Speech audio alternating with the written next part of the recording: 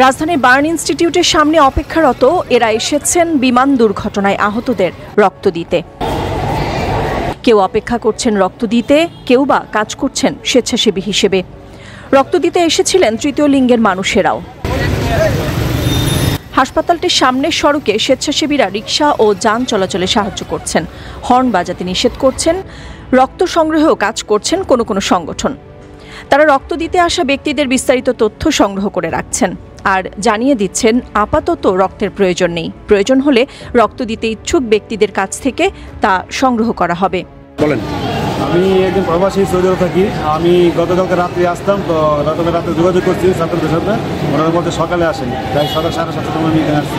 আমার blood AB negative দেওয়ার জন্য ওনারা নাম ঠিকানা সব কিছু নিচে বলছে, আমাকে বসতে। আমি এখনো বসে আছি 12:30টা বাজে। হাসপাতালটির সামনে দেখা গেছে তৃতীয় লিঙ্গের বিভিন্ন ব্যক্তিরাও এসেছেন।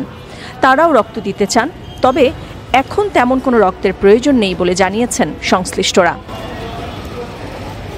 এটিই তো চেনা বাংলাদেশ। এদেশের মানুষেরা অন্যের বিপদে নিজের জীবন দিয়ে ঝাঁপিয়ে পড়েন।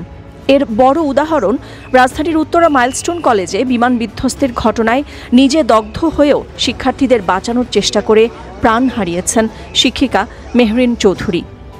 অন্তত 20 জন শিক্ষার্থী অক্ষত বা সামান্য আহত অবস্থায় ভবন থেকে বের হতে সক্ষম হয়, কিন্তু দুর্ভাগ্যবশত এই বীরত্বপূর্ণ কাজ করতে গিয়েই তিনি নিজে আটকা পড়েন এবং শেষ পর্যন্ত প্রাণ হারান।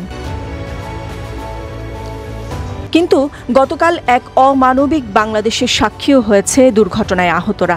আহতদের হাসপাতালে নিতে রিকশা ও সিএনজি ভাড়া হয়ে যায় 3 থেকে 5 গুণ।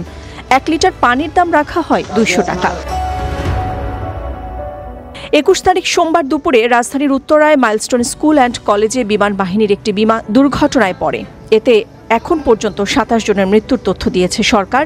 এর মধ্যে বেশিরভাগই শিশু, আর বিভিন্ন হাসপাতালে ভর্তি আছেন 78 জন। নাদিরা জাহান, নিউজ ডেস্ক, সারা বাংলা।